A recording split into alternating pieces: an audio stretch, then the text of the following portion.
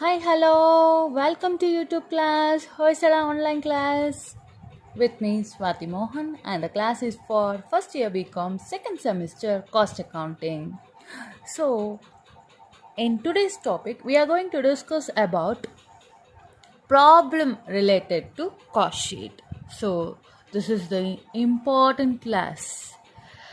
ಎಲ್ಲ ಪ್ರಿಯ ವಿದ್ಯಾರ್ಥಿಗಳಿಗೂ ಯೂಟ್ಯೂಬ್ ಕ್ಲಾಸಿಗೆ ಸ್ವಾಗತ. ಇವತ್ತಿನ ದಿನ ನಾವು ಕಾಸ್ಟ್ ಶೀಟ್ ಮೇಲೆ ಕೆಲವೊಂದು ಪ್ರಾಬ್ಲಮ್ಸನ್ನು ಮಾಡೋಣ.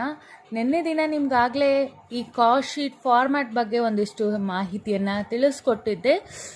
ಇವತ್ತಿನ ದಿನ ಇದಕ್ಕೆ ರಿಲೇಟೆಡ್ ಆಗಿರುವಂತಹ ಒಂದು ಪ್ರಾಬ್ಲಮಿಗೆ ನಿಮ್ಮ ಜೊತೆಯಲ್ಲೇ ನಾನು ಕೂಡ ಸೊಲ್ಯೂಷನನ್ನು ಮಾಡ್ತಾ ಹೋಗ್ತೀನಿ. ನೀವು ನಿಮ್ಮ ನೋಟ್ಸಲ್ಲಿ ಅದನ್ನು ಎಂಟ್ರಿ ಮಾಡ್ತಾ ಹೋಗಿ. ನನ್ನ ಜೊತೆಲಿ ನೀವು ಕೂಡ ಪ್ರಾಬ್ಲಮನ್ನು ಮಾಡುವಂತಹ ಪ್ರಯತ್ನ ಆ್ಯಸ್ ಯೂಶುವಲ್ ಕ್ಲಾಸ್ ರೂಮಲ್ಲಿ ಹೇಗೆ ಮಾಡ್ತೀವೋ ಅದೇ ರೀತಿ ಮಾಡ್ತಾ ಹೋಗೋಣ. ಫಸ್ಟ್ ಪ್ರಾಬ್ಲಮನ್ನು ಬರ್ಕೊಳ್ಳಿ. ಪ್ರಾಬ್ಲಮನ್ನು ತೋರಿಸ್ತೀನಿ. ಸೊ ಇದು ಪ್ರಾಬ್ಲಮ್. ಸೊ ಪ್ರಾಬ್ಲಮನ್ನು ಓದ್ತೀನಿ, ಕೇಳಿಸ್ಕೊಳ್ಳಿ, ಹಾಗೆ ಬರ್ಕೊಳ್ಳಿ ನಿಮ್ಮ ನೋಟ್ಸಲ್ಲಿ. Following information are obtained from the costing records for the month of March 2018. So ಏನೇನೆಲ್ಲ ರೆಕಾರ್ಡ್ಸಲ್ಲಿ ರೆಕಾರ್ಡ್ ಆಗಿದೆ ಕಾಸ್ಟ್ ರೆಕಾರ್ಡ್ಸಲ್ಲಿ ಅಂದರೆ ಒಟ್ಟು ಇಷ್ಟು ಐಟಮ್ಸ್ ಇದೆ. ಮೊದಲನೇದಾಗಿ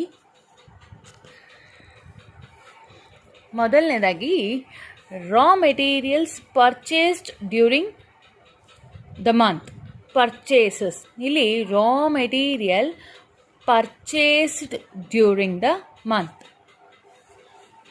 ಸೊ ಡ್ಯೂರಿಂಗ್ ಪರ್ಚೇಸ್ಡ್ ಅನ್ನೋದು ಭಾಳ ಇಂಪಾರ್ಟೆಂಟ್ ಆಗುತ್ತೆ. ಮತ್ತು ರಾ ಮೆಟೀರಿಯಲ್ಸ್ ಇದು purchases. So 9 lakh rupees worth. Cost of the material in stock on 1/3/2018. So ಇದು 1/3 ಅಂದರೆ 1ನೇ ತಾರೀಕು ಅಂದರೆ ಅಲ್ಲಿಗೆ ಓಪನಿಂಗ್ ಸ್ಟಾಕ್ ಆಗುತ್ತೆ. Opening stock of materials, opening stock of raw materials ಅದು 60,000.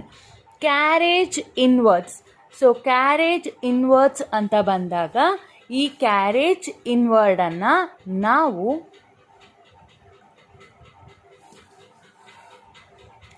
ಆ್ಯಡ್ ಮಾಡಬೇಕಾಗುತ್ತೆ 10,000 ರೂಪಾಯಿ.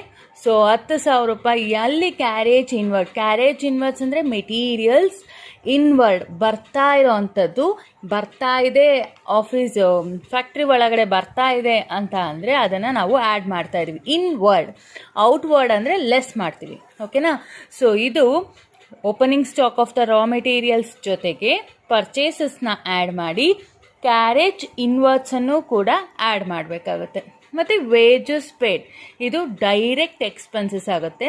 ಇದು ಡೈರೆಕ್ಟ್ ಲೇಬರ್ ಮತ್ತು direct expenses. Wages paid 4 lakh, direct expenses 1 lakh. Factory overheads ಅದನ್ನು ಫ್ಯಾಕ್ಟ್ರಿ ಪ್ರೈಮ್ ಕಾಸ್ಟಲ್ಲಿ ಫ್ಯಾಕ್ಟ್ರಿ ಓವರ್ ಹೆಡ್ಸನ್ನು ಆ್ಯಡ್ ಮಾಡ್ತೀವಿ. ವೇಜಸ್ ಔಟ್ಸ್ಟ್ಯಾಂಡಿಂಗ್ ಹೊಸ ಟಾಪಿಕ್ ಅಲ್ವಾ? ಸೊ ವೇಜಸ್ ಔಟ್ಸ್ಟ್ಯಾಂಡಿಂಗಲ್ಲಿ ವೇಜಸ್ ಅಂತ ಬರೆದು ನಾವು wages paid plus wages outstanding ಅಂತ ಆ್ಯಡ್ ಮಾಡಿ ಔಟರ್ ಕಾಲಮಲ್ಲಿ ಬರಿತೀವಿ. ವರ್ಕ್ ಇನ್ ಪ್ರೋಗ್ರೆಸ್ ಇದು opening of work in progress. Raw materials in stock 31/3/2018. ನೀವಿಲ್ಲ ಗಮನಿಸಿದ್ರೆ ಒಂದು ತಿಂಗಳಿಗೆ ನಾವು ಕಾಸ್ಟ್ ಅಕೌಂಟಿಂಗನ್ನು ಮಾಡ್ತಾ ಇರೋದಕ್ಕೆ. ಸೊ ಓಪನಿಂಗ್ ಸ್ಟಾಕ್ ಇಲ್ಲಿದೆ ನೋಡ್ರಿ. Cost of material in stock on 1/3/2018. 1ನೇ ತಾರೀಕು ಬಂದರೆ ಅದು ಓಪನಿಂಗ್ ಸ್ಟಾಕ್, 31st ಬಂದರೆ ಅದು ಕ್ಲೋಸಿಂಗ್ ಸ್ಟಾಕ್. ನಿಮ್ಮೆಲ್ಲರಿಗೂ ಗೊತ್ತೇ ಇರೋ ಅಂಥದ್ದು, ನೀವೆಲ್ಲರೂ ಅಕೌಂಟ್ ಸ್ಟೂಡೆಂಟ್ ಆಗಿರೋದ್ರಿಂದ ಇಲ್ಲಿ ನಿಮಗೆ ಮಾಹಿತಿ. ವರ್ಕ್ ಇನ್ ಪ್ರೋಗ್ರೆಸ್ ಆನ್ 31/3/2018 ಅಂದರೆ ಇದು closing of work in progress. ಅರ್ಥ ಆಯ್ತಲ್ಲ? ಇನ್ನು ನೆಕ್ಸ್ಟಿಗೆ ಹೋಗೋಣ. Opening stock of finished goods ಅದೇ ಮೆನ್ಷನ್ ಮಾಡಿ ಕೊಟ್ಟಿದ್ದಾರೆ 1,20,000. Closing stock of finished goods 1,10,000. Selling and distribution overhead simple ಪ್ರಾಬ್ಲಮನ್ನು ತೊಗೊಂಡಿದ್ದೀನಿ 40,000. Sales 18 lakh. Administrative overhead 16,000. Prepare a statement of cost sheet showing sheet ಬರ್ದಿಲ್ಲ cost sheet showing cost of goods manufactured and cost of goods sold. ಹಾಗಾದರೆ ಪ್ರಾಬ್ಲಮನ್ನು start ಮಾಡೋಣ. So ಇಲ್ಲಿ ನಾನು ಟೇಬಲನ್ನು ಹಾಕಿ ready ಮಾಡಿ ಇಟ್ಕೊಂಡಿದ್ದೀನಿ. ಮೊದಲನೇದಾಗಿ ಪ್ರಾಬ್ಲಮನ್ನು ನೋಡೋಣ. ಇಲ್ಲಿ ಕೊಟ್ಟಿದ್ದಾರೆ raw material purchase during the month. Purchases ಬರೆಯೋದಕ್ಕೂ ಮೊದಲು ನಾವು ಓಪನಿಂಗ್ ಸ್ಟಾಕನ್ನು ಬರ್ಕೋಬೇಕಾಗುತ್ತೆ. ನಿಮಗೊಂದು ಕ್ಲಾರಿಫಿಕೇಷನ್ಗೆ ಅಂತ ಹೇಳಿ ನಾನಿಲ್ಲಿ ಹಾಗೇ ಇಟ್ಕೊಂಡಿದ್ದೀನಿ. 1 ಸೆಕೆಂಡ್, ನನ್ನ ಪೇಜ್ ಆರೋಗ್ತಾ ಇದೆ. ಇಲ್ಲಿ ನೋಡಿ, ಡೈರೆಕ್ಟ್ ಮೆಟೀರಿಯಲ್ಸ್ ಅಂತ ಫಾರ್ಮ್ಯಾಟ್ನು ಇಟ್ಕೊಂಡು ನಾವು ಇವತ್ತಿನ ದಿನ ಮಾತ್ರ ನಿಮ್ಮ ಒಂದು ಕಂಫರ್ಟಿಗೋಸ್ಕರ ಪ್ರಾಬ್ಲಮಿನ ಫಾರ್ಮ್ಯಾಟ್ ಇಟ್ಕೊಂಡು ಇದೇ ರೀತಿ ಸೊಲ್ಯೂಷನನ್ನು ಮಾಡೋದಕ್ಕೆ ಪ್ರಯತ್ನ ಪಡೋಣ. ನನ್ನ ಪೇಪರು ಹಾರೋಗ್ತಾ ಇದೆ, 1 ನಿಮಿಷ.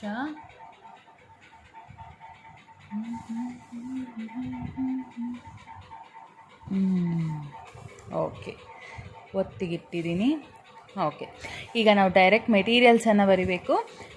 ಡೈರೆಕ್ಟ್ ಮೆಟೀರಿಯಲ್ಸ್ ಕೆಳಗಡೆ opening stock of direct materials, add purchase direct materials less closing stock of direct materials. ಇಲ್ಲಿ ನಮಗೆ ಕ್ಯಾರೇಜ್ ಇನ್ವರ್ಡ್ಸನ್ನು ಮೆನ್ಷನ್ ಮಾಡಿಲ್ಲ, ನಾವು ಇಲ್ಲಿ ಪ್ರಾಬ್ಲಮಲ್ಲಿ ಮಾಡೋಣ. ನಿಮಗೊಂದು ಹೊಸ ಅಡ್ಜಸ್ಟ್ಮೆಂಟ್ ಅಂತ ಅಂದ್ಕೊಳ್ಳೋಣ.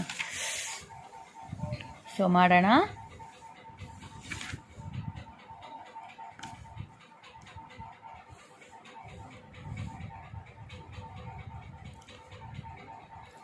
ಡೈರೆಕ್ಟ್ ಮೆಟೀರಿಯಲ್ಸ್, ಅದಕ್ಕೆ ನಾವು ಎಷ್ಟಿದೆ ನೋಡಿ, direct materials purchase during the month, ಅದ್ರ ಜೊತೆಗೆ cost of materials in stock on 1/3/2018 60,000.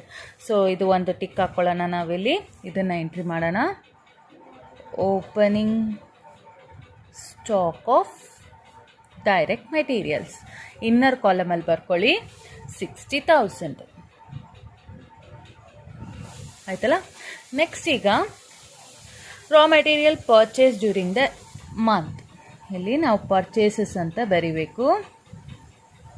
Purchases ಅಂತ ಬರೆದು ಈ ಪರ್ಚೇಸಸ್ಗೆ ಇದು ಯಾಕೋ ನನ್ನ ಮಾತೆ ಕೇಳಂಗಿಲ್ವಲ್ಲ ನಿಮ್ಮ ಥರ, ಇನ್ನೊಂದು ಬುಕ್ ಇಟ್ಕೊಂಡೆ, ನನ್ನ ಪೇಪರ್ ಆರ್ತಾನೇ ಇದೆ. ಓಕೆ, ಇಲ್ಲಿ ಪರ್ಚೇಸಸ್ನ ಆ್ಯಡ್ ಮಾಡಬೇಕು. ಪರ್ಚೇಸಸ್ ಎಷ್ಟಿದೆ? 9 lakh rupees ಇದೆ. ಇಲ್ಲಿ add purchases of direct materials ಅಂತ ಬರೆದು 9 lakh ಆ್ಯಡ್ ಮಾಡೋಣ. ಸೊ 9 lakh ಆ್ಯಡ್ ಮಾಡಿದ್ವಿ.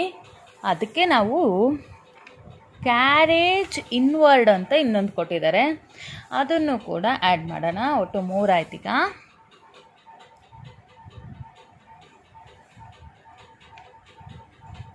ಕ್ಯಾರೇಜ್ ಇನ್ವರ್ಡ್ಸ್ ಎಷ್ಟಿದೆ? 10,000 ಇದೆ. ಸೊ ಈ 10,000 ಇಲ್ಲಿ ಬರೆಯೋಣ. ಎಲ್ಲ ಒಟ್ಟಿಗೆ ಆ್ಯಡ್ ಮಾಡೋಣ. ನಾವು ಆಮೇಲೆ ಲೆಸ್ ಮಾಡಬೇಕು. ಆ್ಯಡ್ ಮಾಡಿದ್ರೆ 9,60,000 10,000 9,70,000 ಆಗುತ್ತೆ. ಅರ್ಥ ಆಯ್ತಲ್ಲ? ಈಗ ನಾವು ಕ್ಲೋಸಿಂಗ್ ಸ್ಟಾಕ್ ಆಫ್ ಡೈರೆಕ್ಟ್ ಮೆಟೀರಿಯಲ್ಸನ್ನು ಲೆಸ್ ಮಾಡಬೇಕು. ಸೊ ಕ್ಲೋಸಿಂಗ್ ಸ್ಟಾಕ್ ಎಲ್ಲಿದೆ? ಇಲ್ಲಿ ನೋಡ್ತಾ ಹೋದರೆ ನಿಮಗೆ ಇಲ್ಲಿ ಸಿಗತ್ತೆ. Raw materials in stock 31/3/2018 50,000 rupees ಇದೆ. ಓಕೆ, 50,000 ಇಲ್ಲಿ ನಾವು ಈಗ ಲೆಸ್ ಮಾಡಬೇಕು. ಲೆಸ್ ಮಾಡಿ ಅದನ್ನು ಔಟರ್ ಕಾಲಮಿಗೆ ಹಾಕೋಬೇಕು. 9,70,000 50,000 ಲೆಸ್ ಮಾಡಿದ್ರೆ ಸಿಂಪಲ್ 9,20,000 ಆಯಿತು. ಸೊ ಇದಕ್ಕೆ ನಾವು ನೆಕ್ಸ್ಟ್ ಏನು ಮಾಡಬೇಕು ಅಂದರೆ, ಮುಂದಕ್ಕೆ ಹೋಗೋಣ. ಡೈರೆಕ್ಟ್ ಇಲ್ಲಿವರೆಗೂ ಮಾಡಾಯಿತು ಪ್ರಾಬ್ಲಮ್ ಫಾರ್ಮ್ಯಾಟನ್ನು ಇಟ್ಕೊಂಡು. ಈಗ ಡೈರೆಕ್ಟ್ ವೇಜಸನ್ನು ಬರಿಬೇಕು. ಸೊ ನಮಗೆ ವೇಜಸ್ಸಲ್ಲಿ 2 ರೀತಿ ಅಡ್ಜಸ್ಟ್ಮೆಂಟ್ ಇದೆ. ಪ್ರಾಬ್ಲಮನ್ನು ನೋಡೋಣ. ಸೊ ವೇಜಸ್ಸಲ್ಲಿ ವೇಜಸ್ ಔಟ್ಸ್ಟ್ಯಾಂಡಿಂಗ್ ಒಂದಿದೆ, ಆಮೇಲೆ ವೇಜಸ್ ಪೇಡ್ ಒಂದಿದೆ. ಈಗ ನಾವು ವೇಜಸ್ ಅಂತ ಬರ್ಕೊಳ್ಳೋಣ. ಇನ್ ಕೇಸ್ ಬರೀ ವೇಜಸ್ ಅಂತ ಕೊಟ್ಟಿದ್ರೆ ವೇಜಸ್ಸನ್ನು ಮಾಡ್ತೀವಿ. ವೇಜಸ್ ಅಂತ ಬರೆದು ಪೇಡ್ ಎಷ್ಟಿದೆ? 4 lakh ಇದೆ. ಕಾಣಿಸ್ತಿದೆಯಾ? 4 lakh ಇದೆ. ಇನ್ನರ್ ಕಾಲಮಲ್ಲೇ ಬರ್ಕೊಳ್ಳೋಣ.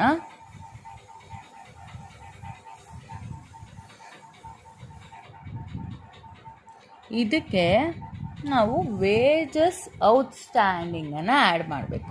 ಇಲ್ಲಿದೆ ನೋಡಿ, ವೇಜಸ್ ಔಟ್ಸ್ಟ್ಯಾಂಡಿಂಗ್ ಎಷ್ಟಿದೆ? 60,000.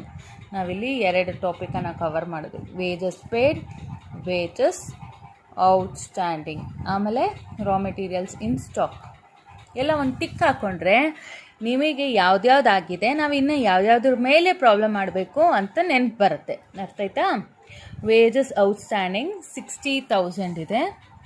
ಬರೆಯೋಣ ನಾವು, ಆ್ಯಡ್ ಔಟ್ಸ್ಟ್ಯಾಂಡಿಂಗ್ ಎಷ್ಟು?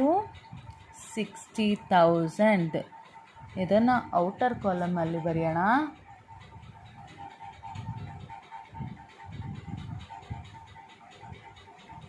$4,60,000. ನೆಕ್ಸ್ಟು ಮುಂದಕ್ಕೆ ಹೋಗಬೇಕು. ಮುಂದಕ್ಕೆ ಹೋಗೋದಕ್ಕೆ ಒಂದ್ಸಲ ಫಾರ್ಮ್ಯಾಟನ್ನು ನೋಡಿದ್ರೆ ನಿಮಗೂ ಕ್ಲಿಯರ್ ಆಗುತ್ತೆ.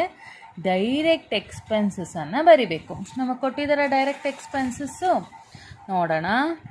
ಹಾಂ, ಕೊಟ್ಟಿದ್ದಾರೆ ಡೈರೆಕ್ಟ್ ಎಕ್ಸ್ಪೆನ್ಸಸ್ 1 lakh. ಟಿಕ್ ಹಾಕ್ಕೊಳ್ಳೋಣ, ಇಲ್ಲಿ ಬರೆಯೋಣ. ಬರೆದ್ರೆ ಡೈರೆಕ್ಟಾಗಿ ಔಟರ್ ಕಾಲಮಲ್ಲಿ ಬರಿತೀವಿ. ಸೊ ಈಗ ನಾವೇನು ಮಾಡಬೇಕು? ಇಷ್ಟೇ ಎಲ್ಲ ಆಗಿದೆ ನೋಡಿ ಫಾರ್ಮ್ಯಾಟಲ್ಲಿ. ಇಲ್ಲಿವರೆಗೂ ಎಲ್ಲ ಆಯಿತು. ಏನೇನು? Direct material, opening stock, purchases, carriage inwards, closing stock, direct wages ಮತ್ತು ಎಕ್ಸ್ಪೆನ್ಸಸ್ ಎಲ್ಲನೂ ಸೇರಿ ನಾವು ಔಟರ್ ಕಾಲಮಲ್ಲಿ ಆ್ಯಡ್ ಮಾಡಬೇಕು. ಆ್ಯಡನ್ನು ಮಾಡೋಣ. ಆ್ಯಡ್ ಮಾಡಿದ್ರೆ 9 lakh, 4 lakh, 1,80,000 ಎಷ್ಟು ಬರುತ್ತೆ? ಔಟರ್ ಇನ್ನು ಇಲ್ಲೇ ಬರ್ಕೋಬೇಕು. 14,80,000 ಬರುತ್ತೆ. ಓಕೆ, ಈ 14,80,000 ಬರಿಬೇಕು. 9, 14, 13, 14 ಆಯಿತು. 9 + 4 13, 13 + 1 14. ಸೊ 14,80,000. ಇದನ್ನು ನಾವೇನಂತ ಕರಿತೀವಿ ಅಂದರೆ ಪ್ರೈಮ್ ಕಾಸ್ಟ್. ನಿನ್ನೆ ಕ್ಲಾಸಲ್ಲಿ ಹೇಳಿದ್ದೀನಿ ಪ್ರೈಮ್ ಕಾಸ್ಟ್ ಬಗ್ಗೆ, ಅದು ಇದು. ನೆಕ್ಸ್ಟ್ ಮುಂದೆ ಹೋಗೋಣ. ನೆಕ್ಸ್ಟ್ ಏನಿದೆ ಅಂತ ನೋಡೋದಾದರೆ, add factory over heads incurred. ಈ ಪ್ರೈಮ್ ಕಾಸ್ಟಿಗೆ ನಾವು ಫ್ಯಾಕ್ಟ್ರಿ ಓವರ್ ಹೆಡ್ ಇನ್ಕರ್ಡನ್ನು ಆ್ಯಡ್ ಮಾಡಬೇಕು. ಮಾಡೋಣ. ಮಧ್ಯದಲ್ಲಿ ಇದೊಂದು ಶೀಟ್ ಬಂದುಬಿಟ್ಟಿದೆ. ಇದೆಯಾ ಫ್ಯಾಕ್ಟ್ರಿ ಓವರ್ ಹೆಡ್ಸ್? ಇದೆ. ಯಾವುದಪ್ಪ ಅದು ಅಂತೀರಾ? ಡೈರೆಕ್ಟಾಗಿ ಫ್ಯಾಕ್ಟ್ರಿ ಓವರ್ ಹೆಡ್ ಅಂತ ಅವರೇ ಮೆನ್ಷನ್ ಮಾಡಿಕೊಟ್ಟಿದ್ದಾರೆ. 1,84,000 ಅಷ್ಟೇನಾ? ಅಷ್ಟೇ ಬರೆಯೋಣ. 1,84,000 ಆ್ಯಡ್ ಮಾಡಿ ಎಷ್ಟಾಗುತ್ತೆ ನೋಡಿ ಹೇಳೋಣ. ಮಾಡಿದ್ರಾ? ಎಷ್ಟು? 16,64,000 ಆಗುತ್ತೆ. ಕರೆಕ್ಟ್ ಅಂದ್ಕೊಂಡಿದ್ದೀನಿ. ಸರಿ, ನೆಕ್ಸ್ಟ್ಗೆ ಇಲ್ಲಿ less scrap or value defect of work ಅಂತ ಇದೆ. ಅದಿದೆಯಾ ನಮ್ಮ ಪ್ರಾಬ್ಲಮಲ್ಲಿ? ಇಲ್ಲ. ನಿಮಗೆ ಇವಾಗ ಓದಿ ನೋಡಿದಾಗ ಅದರಲ್ಲಿ ಇರಲಿಲ್ಲ. ಇದು ಆ್ಯಡ್ ಮಾಡಿದ್ಮೇಲೆ ಅದಕ್ಕೆ ಆ್ಯಡ್ ವರ್ಕ್ ಇನ್ ಪ್ರೋಗ್ರೆಸ್ಸನ್ನು ಮಾಡಬೇಕು. ಮಾಡೋಣ. ಆಮೇಲೆ ಲೆಸ್ ವರ್ಕ್ ಇನ್ ಪ್ರೋಗ್ರೆಸ್ಸು, ಅದಾದಮೇಲೆ factory cost or work cost ಸಿಗುತ್ತೆ. ಸೊ ವರ್ಕ್ ಇನ್ ಪ್ರೋಗ್ರೆಸ್ಸನ್ನು ಆ್ಯಡ್ ಮಾಡೋಣ. ಯಾವ್ದು ತೊಗೋಬೇಕು? 1/3/2018 ವರ್ಕ್ ಇನ್ ಪ್ರೋಗ್ರೆಸ್ಸನ್ನು ನಾವು ಇವಾಗ ತೊಗೋಬೇಕು.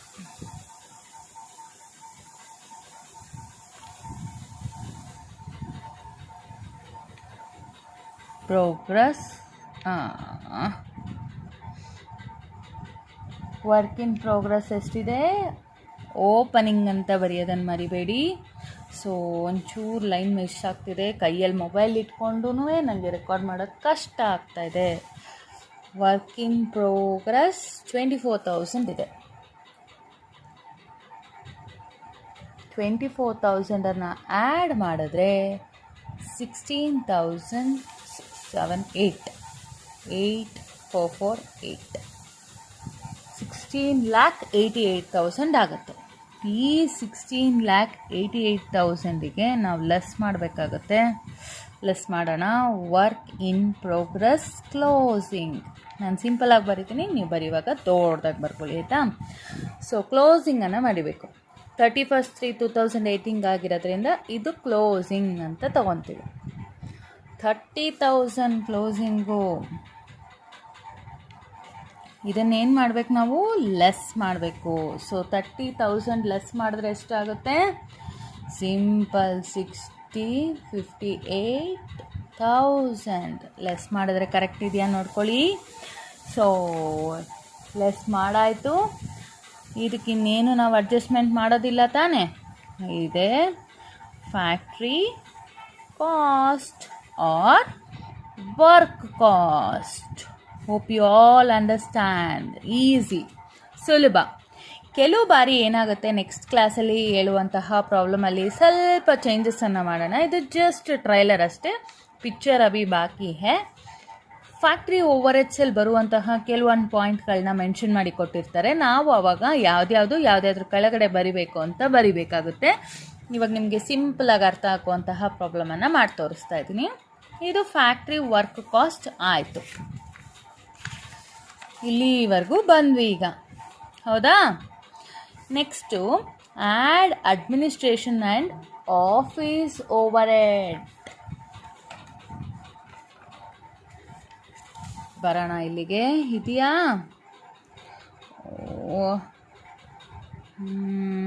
ಇಲ್ಲಿದೆ ನೋಡಿ, add administration office overhead. Administrative ಓವರ್ ಹೆಡ್ಸನ್ನು ಆ್ಯಡ್ ಮಾಡೋಣ ವರ್ಕ್ ಕಾಸ್ಟ್ಗೆ.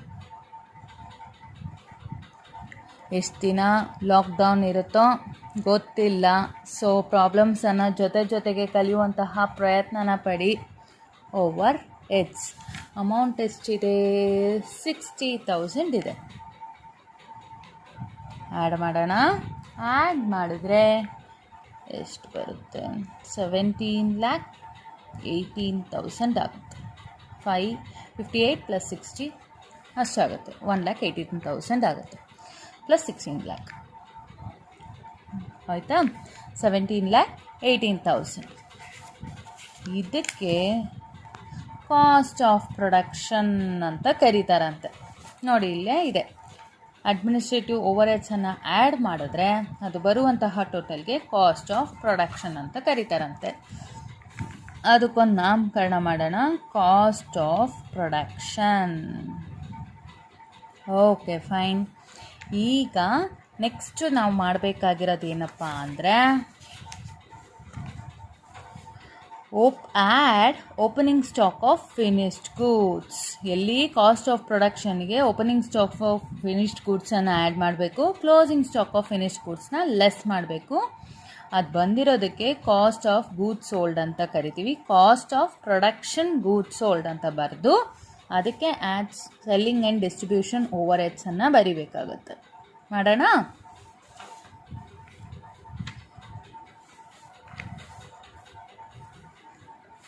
ಇದಕ್ಕೆ ಕಾಸ್ಟ್ ಆಫ್ ಪ್ರೊಡಕ್ಷನಿಗೆ add opening stock of finished goods ಮಾಡಿದ್ರೆ ಎಷ್ಟಿದೆ? Opening stock of finished goods ಅವರೇ ಕೊಟ್ಟಿದ್ದಾರಲ್ಲ, 1,20,000. ಟಿಕ್ ಹಾಕೋಣ. ಇದು ಅಡ್ಮಿನಿಸ್ಟ್ರೇಟಿವ್ ಓವರ್ ಹೆಡ್ ಆಗಿದೆ, ಇದಕ್ಕೂ ಒಂದು ಟಿಕ್ ಹಾಕೋಣ. 1,20,000. ಓಕೆ, 1,20,000 ಆ್ಯಡ್ ಮಾಡಿದ್ರೆ 18,38,000 ಆಗುತ್ತೆ. ನೋಡಿ, ನೀವು ಚೆಕ್ ಮಾಡ್ಕೊತಾರಿ. ನಾನು ಕ್ಯಾಲ್ಕುಲೇಟ್ರ್ ಇಲ್ದಲ್ಲೇ ಮಾಡ್ತಾಯಿದ್ದೀನಿ. ಲೆಸ್ ನನ್ನ ಕೈಯಲ್ಲಿ ಒಂದು ಮೊಬೈಲು, ಒಂದು ಕೈಯಲ್ಲಿ ಪೆನ್ ಇದೆ. ನಾನು ಕ್ಯಾಲ್ಕುಲೇಟ್ರ್ ಇಲ್ಲ, ಮೈಂಡ್ ಕ್ಯಾಲ್ಕುಲೇಷನ್ ಮಾಡ್ಕೊತಾ ಇದ್ದೀನಿ. ಸರಿ ಇದೆ ಅಂತ ಭಾವನೆ. ಫಿನಿಶ್ಡ್ ಗೂಡ್ಸ್ ಲೆಸ್ ಮಾಡಬೇಕು. ಫಿನಿಶ್ಡ್ ಗೂಡ್ಸ್ನ ಎಷ್ಟು ಬರುತ್ತೆ? ಎಷ್ಟು ಲೆಸ್ ಮಾಡಬೇಕು? Closing stock of finished goods 1,10,000 ಇದೆ. ಸೊ 18ಅಲ್ಲಿ 1 ಹೋದರೆ 17, 38ಅಲ್ಲಿ 10 ಹೋದರೆ 28. ಆ್ಯಕ್ಚುಲಿ ಈ ಕಡೆಯಿಂದ ಮಾಡಬೇಕು, ಆ ಕಡೆಯಿಂದ ಮಾಡಿದ್ರೂ ಆಗುತ್ತೆ ಅಂತ ನಾನು ಈ ಕಡೆಯಿಂದ ಮಾಡಿದ್ದೀನಿ. ಓವರ್ ಕಾನ್ಫಿಡೆನ್ಸ್ ನಂದು. ನೀವು ಈ ರೀತಿ ಓವರ್ ಕಾನ್ಫಿಡೆನ್ಸನ್ನು ಮಾಡ್ಕೋಬೇಡಿ. ಮಾಡಿದ್ರಾ? ಇದನ್ನು ನಾವು ಕರೆಯೋದು cost of production goods sold. ಇದನ್ನು ಹಿಂಗೂ ಬರಿಬೋದು, ಇಲ್ಲ ಅಂದರೆ ಸೇಲಿಂಗ್ ಆ್ಯಂಡ್ ಡಿಸ್ಟ್ರಿಬ್ಯೂಷನ್ ಓವರ್ ಹೆಡ್ಸನ್ನು ಮಾಡಿನೂ ಕೂಡ ಬರಿಬೋದು. ಇಲ್ಲಿಗೆ ಜಾಗ ಮುಗಿದೋಗ್ಬಿಟ್ಟಿದೆ ಆಯಿತಾ. ನಮ್ಮ ಫಾರ್ಮ್ಯಾಟ್ ಇಲ್ಲಿದೆ ನೋಡ್ಕೊಳ್ಳಿ. ಇದೇ ಸೇಮ್ಗೆ ನಾವಿವಾಗ ಆ್ಯಂಡ್ ಸೆಲ್ಲಿಂಗ್ ಆ್ಯಂಡ್ ಡಿಸ್ಟ್ರಿಬ್ಯೂಷನ್ ಓವರ್ ಹೆಡನ್ನು ಮಾಡಬೇಕು. ನೆಕ್ಸ್ಟ್ ಪೇಜಲ್ಲಿ ಮಾಡ್ತಾಯಿದ್ದೀನಿ. ಈ ಪ್ರಾಬ್ಲಮನ್ನು ಒಂದು ಸಲ ನೋಡ್ಕೊಳ್ಳಿ ಆಯಿತಾ. ಸ್ವಲ್ಪ ಕ್ಲೀನಾಗಿ ಬಂದಿಲ್ಲ, ಅಡ್ಜಸ್ಟ್ ಮಾಡ್ಕೊಳ್ಳಿ. ನಾನು ವಿಡಿಯೋಲ್ಲಿ ನೋಡ್ತಾ ಪ್ರಾಬ್ಲಮನ್ನು ಮಾಡ್ತಾಯಿದ್ದೀನಿ ಆಯ್ತಲ್ಲ. ನೆಕ್ಸ್ಟ್ ಪೇಜಲ್ಲಿ ಇದನ್ನು ಬ್ರಾಡ್ ಫಾರ್ವರ್ಡ್ ಮಾಡ್ಕೊಳ್ಳೋಣ. 17,28,000 ಓ ಪೇಜ್ ಖಾಲಿ ಇಲ್ಲ, ಬೇರೆಯ ಪೇಜಲ್ಲೇ ಮಾಡೋಣ. ಸೊ 17,28,000 ಇಲ್ಲಿಗೆ ತಂದು ಇಲ್ಲೇನು ಮಾಡಬೇಕಪ್ಪ ಅಂತ ಅಂದರೆ add selling and distribution over heads ಮಾಡಿದ್ರೆ ಎಷ್ಟಿದೆ ಅದು ಪ್ರಾಬ್ಲಮಲ್ಲಿ ನೋಡೋಣ. ಇಲ್ಲಿದೆ selling and distribution over heads 40,000 ಇದೆ.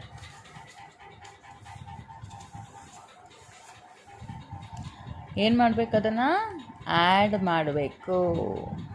ಆ್ಯಡ್ ಮಾಡಿದ್ರೆ 17,68,000 ಆಗ್ಬೋದೇನಪ್ಪ.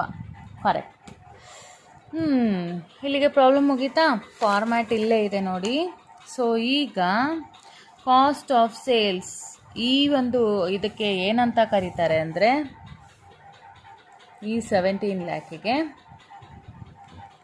ಕಾಸ್ಟ್ ಆಫ್ ಸೇಲ್ಸ್ ಅಂತ. ನಾವು ಪ್ರಾಡಕ್ಟನ್ನು ಸೇಲ್ ಮಾಡೋದಕ್ಕೆ ನಮಗೆ ಆಗಿರುವಂತಹ ಒಟ್ಟು ಖರ್ಚು, ಇನ್ನು ಸೇಲ್ಸ್ ಆಗಿಲ್ಲ, ಬಟ್ ಕಾಸ್ಟ್ ಆಫ್ ಸೇಲ್ಸ್, ಇದು cost of goods sold.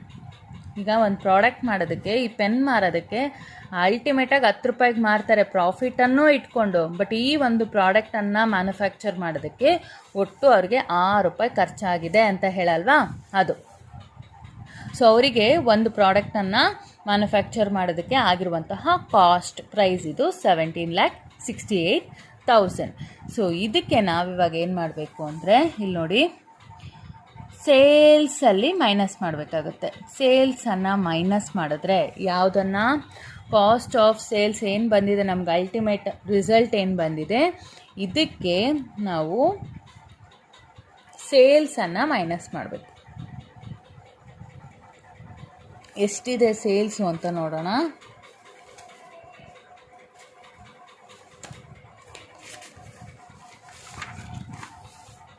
So last sales ಬಂದು 18 lakh rupees ಇದೆ. ಬರೆಯೋಣ ಇಲ್ಲಿ 18 lakh. ಎಷ್ಟೊಂದು ಸೊನ್ನೆ ಆಗ್ಬಿಡ್ತು. ಈಗ ಒಂದು ಸೈಡಲ್ಲಿ 18 lakhಗೆ 17,68,000 ಲೆಸ್ ಮಾಡಿದ್ರೆ ಎಷ್ಟಾಗುತ್ತೆ ನೋಡಿ. ಮೋಸ್ಟ್ ಪ್ರೊಬಬ್ಲಿ 32,000 ಬರುತ್ತೆ. ಈ 32,000 ನಾವು ಪ್ರಾಫಿಟ್ ಅಂತ ಕಂಡುಹಿಡಿತೀವಿ. ಇದು ಕಂಡುಹಿಡಿದಿರುವಂತಹ ಮೆಥಡ್. ಇದನ್ನು ಇನ್ನೊಂದು ಥರ ಮಾಡ್ತೀವಿ. ಯಾವ ಥರ ಅಂದರೆ, ಕಾಸ್ಟ್ ಆಫ್ ಸೇಲ್ಸನ್ನು ಬರ್ಕೊತೀವಲ್ವಾ, 17,68,000, ಇದಕ್ಕೇ ಲೆಸ್ ಸೇಲ್ಸ್ ಮಾಡ್ತೀವಿ. ಮಾಡಿದ್ರೆ ಬರುವಂತಹ ಅಮೌಂಟನ್ನು ನಾವು ಪ್ರಾಫಿಟ್ ಅಂತ ಕರಿತೀವಿ. ಇದು ಒಂಥರ, ಇದು ಮತ್ತೊಂದು ಥರ.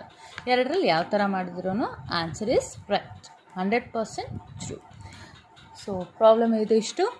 ಈಸಿ ಪ್ರಾಬ್ಲಮ್, ತುಂಬಾ ಈಸಿಯಾಗಿ ಹೇಳ್ಕೊಟ್ಟಿದ್ದೀನಿ. ಕಲ್ತ್ಕೊಳ್ಳೋದು ಭಾಳ ಸುಲಭ. ಸೊ ದಯವಿಟ್ಟು ವಿಡಿಯೋನ ಕಂಪ್ಲೀಟಾಗಿ ನೋಡಿ, ನನ್ನ ಜೊತೆನೇ ನೀವು ಪ್ರಾಬ್ಲಮನ್ನು ಮಾಡಿ ಅರ್ಥ ಮಾಡ್ಕೊಳ್ಳುವಂತಹ ಪ್ರಯತ್ನ ಪಡಿ. ಮುಂದೆ ಯಾವಾಗ ಕಾಲೇಜ್ ಸ್ಟಾರ್ಟ್ ಆಗುತ್ತೆ ಏನು ಹೇಳೋದಕ್ಕೆ ಬರಲ್ಲ, ಬಟ್ ಈ ಪ್ರಾಬ್ಲಮ್ ನಿಮಗೆ ಖಂಡಿತ 20 ಮಾರ್ಕ್ಸ್ಗೆ ಬಂದೇ ಬರುತ್ತೆ.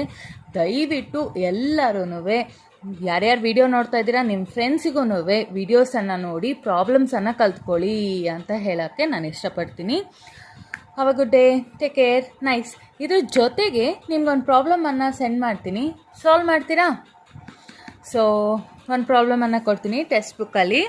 ಆ ಪ್ರಾಬ್ಲಮನ್ನು ಹೋಮ್ವರ್ಕ್ ಅಂತ ಅಂದ್ಕೊಂಡು ಸಾಲ್ವ್ ಮಾಡೋ ಪ್ರಯತ್ನ ಪಡಿ. ನೀವು ನೋಡ್ತಾ ಇದ್ದೀರಾ ಅಂತ ಅಂದರೆ ಈ ಪ್ರಾಬ್ಲಮಿನ ಸ್ಕ್ರೀನ್ಶಾಟನ್ನು ತೆಗೆದು ಇಟ್ಕೊಳ್ಳಿ. 1 ಸೆಕೆಂಡ್. ಈ ಪ್ರಾಬ್ಲಮನ್ನು ಸಾಲ್ವ್ ಮಾಡೋ ಪ್ರಯತ್ನ ಪಡಿ, ಇಲ್ಲಾಂದರೆ ನಾನು PDF ಮೂಲಕ ಹೋಮ್ವರ್ಕ್ ಪ್ರಾಬ್ಲಮ್ ಅಂತ ಕಳಿಸ್ಕೊಡ್ತೀನಿ, ಆ ಪ್ರಾಬ್ಲಮನ್ನು ಸಾಲ್ವ್ ಮಾಡಿ ಕಳಿಸಿ. Okay, thank you so much. Have a good day, bye.